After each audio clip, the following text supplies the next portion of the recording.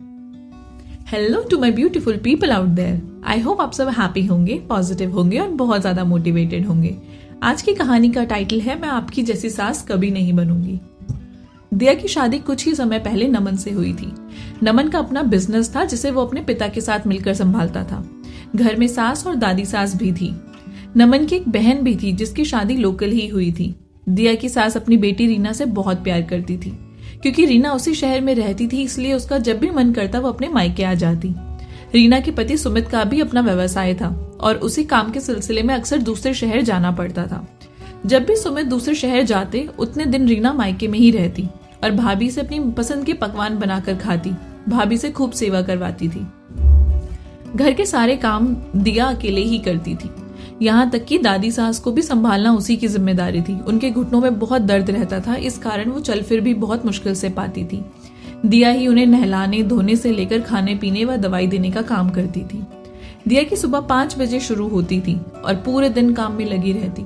सुबह सभी का नाश्ता बनाती और पति व ससुर को टिफिन बनाकर देती।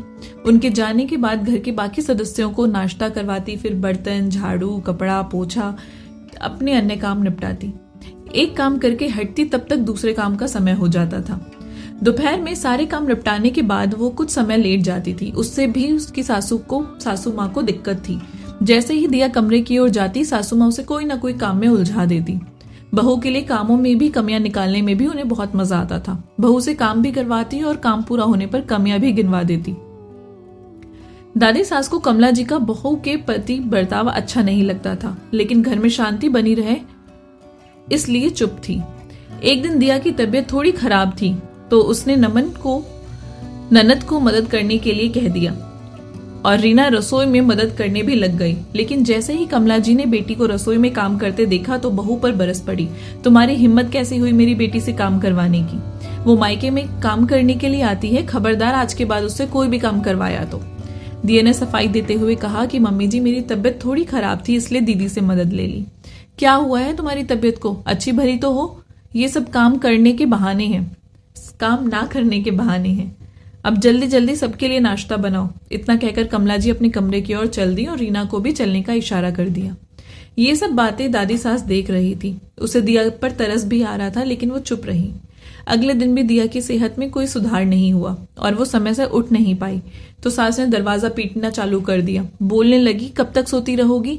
ये कोई तुम्हारा मायका नहीं है, ससुराल है और यहाँ के अपने कुछ नियम हैं। और जैसे ही दिया ने दरवाजा खोला सासू माँ ने उसे खूब खरी खोटी सुनाई। माँ को बोलता देख नमन बाहर आया और बोला, माँ इसकी तबीयत खराब है, रात में भी बुखार था, ये सो नहीं पाई है।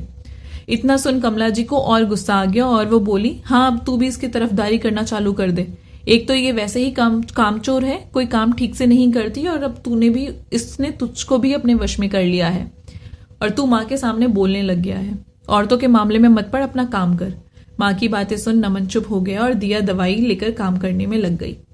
बुखार के कारण कमजोरी काफी आ गई थी और दिया काम करते करते चक्कर खाकर गिर पड़ी। उसके गिरने की आवाज सुन नमन रसोई की ओर दौड़ा और उसे उठाकर कमरे में ले आया। डॉक्टर को भी बुलाया गया और कुछ समय में दिया को होश आ गया। डॉक्टर ने बताया कि कमजोरी बहुत ज्यादा होने से चक्कर आ गया है। कुछ दवाइयां भी लिख दी और उन्हें समय से देने की सलाह दी। जैसे ही डॉक्टर घर से निकले सासू माँ फिर चालू हो गई, दिया को खरी खोटी सुनाने लगी। तभी दादी सास कमरे में आ गई और बोली, क्या बात है कमला, क्यों चिल्ला रही हो?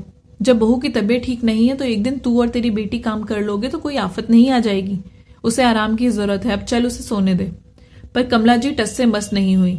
अब दादी को भी गुस्सा आ गया और वो बोली, माना कि कमला तू सास बन गई है लेकिन भूल मत तेरी सास भी अभी जिंदा है और वो घर की मुखिया है और जो मुखिया कहता है परिवार वालों को वो सारी बातें माननी पड़ती हैं। मैं सास बहू के बीच में बोलना नहीं चाहती थी इसलिए अब तक चुप थी, लेकिन आज तूने मुझे बोलने पर मजबूर कर दिया। और तू अपना समय भूल गई क्या? जब तू कहती कि माँ जी मैं आपकी जैसी सास कभी नहीं बनूंगी, आप मेरी भावनाओं को नहीं समझती पर मैं अपनी बहू की भावनाओं को समझूंगी और उसे बेटी जैसा प्यार दूंगी।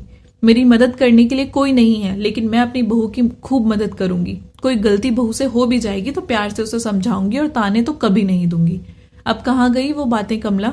सास बनते ही इतनी जालिम कैसे हो गई तू कि बहू का दर्द दिखना ही बंद हो गया? अब करना बहू की मदद और बना खाना। और तू क्या उसकी भावनाओं को समझेगी? तू तो बेटी के प्यार में इतनी अंधी हो गई है, बेटी काम करती देख ही नहीं जाती और बहू गधे की तरह सुबह से रात तक काम करती रहे और तेरी गालियां भी खाती रहे। तुझे तो तब भी तरस नहीं आया जब वो बीमार थी। तेरे कारण वो चक्कर खाकर गिर गई, सिर में चोट लग जाती और कोई ऊंच नीचे हो जाती तो क्या होता। अपने समय में बड़ी बड़ी बातें करना आसान है लेकिन निभाना मुश्किल। और क्या कह रही है बहू से कि ये उसका मायका नहीं है? तो तू भी मत भूल कि ये तेरा भी मायका नहीं है जहां तू अपनी मनमानी करेगी। बहू, तू और मैं, हम तीनों इस घर की बहुएं हैं और ये हमारा ससुराल है और यहाँ बसने के लिए हम तीनों ने ही अपना मायका छोड़ा है। अब जा, खड़ी खड़ी क्या देख रही है, जाकर सबके लिए नाश्ता बना। इसके बाद कमला जी रसोई में गई और उन्हें वो समय याद आ गया जब वो इस घर में बहू बनकर आई थी। भरा पूरा परिवार था और सारा काम उन्हें ही करना पड़ता था। अक्सर वो सास से कहती थी कि वो अपनी बहू के साथ इतनी नाइंसाफी नहीं होने देंगी। बहू कोई नौकर नहीं है जो अकेले काम में लगी रहे। जब भी वो दुखी या परेशान होती तो खुद से वादा करती कि मेरे साथ जो भी हो रहा है बहू के साथ कभी नहीं होने दूंगी और उसे बेटी बनाकर रखूंगी। कभी कोई गलती हो भी तो उसे प्यार से समझाऊंगी और ताने तो कभी नहीं दूंगी। लेकिन जब वो सास बनी तो सास बनते ही रौद्र रूप धारण कर लिया और सारे वादे भूल गई। बहू को बेटी तो दूर इंसान तक नहीं समझ पाई। जैसा व्यवहार उसकी सास ने उसके साथ किया उससे भी बदतर व्यवहार उसने अपनी बहू के साथ करा। बहू को अपनी प्रतिद्वंदी समझकर हमेशा उसे दबाने की कोशिश करती रही। लेकिन आज सास की बातों ने उसे आईना दिखा दिया। अपने व्यवहार से ज्यादा वो खुद से किए वादा टूटने पर बहुत शर्मिंदगी महसूस कर रही थी। जैसे जैसे अतीत की बातें याद आ रही थी मन अपराध बोध से भरता जा रहा था और वो खुद को कोस रही थी। आज कमला जी ने खुद से किए सारे वादे याद किया और उन्हें निभाने का प्रण भी लिया। ये सब सोचते सोचते ही उन्होंने नाश्ता बना लिया और बहू को प्यार से खिलाया और बहू से वादा किया कि वो अब सास नहीं मां बनकर उसका ख्याल रखेंगी। सास के मुंह से ऐसी बातें सुनकर बहू का चेहरा खिल गया। कमला जी ने बहू की अच्छी देखभाल की और जल्दी ही वो स्वस्थ भी हो गई। इस दिन के बाद कमला जी की बहू की मदद भी करने लगी। कमला जी बहू को बेटी जैसा प्यार देने लगी तो दिया के दिल में भी उनके लिए प्यार और सम्मान बहुत बढ़ गया। दादी सास की एक छोटी सी पहल ने घर के पूरे माहौल को ही बदल दिया। जब भी किसी बहू के साथ कुछ गलत होता है तो वो खुद से वादा करती है कि ये सब अपनी बहू के साथ कभी नहीं होने देगी। लेकिन जैसे ही खुद सास बनती है सब बातें और अपना समय भूल जाती है और वो वही सब करती है जो उसके साथ हुआ था। क्यों वो बहू का दर्द समझ नहीं पाती और उसे भला बुरा सुनाने लगती है। यही होता है ना अक्सर।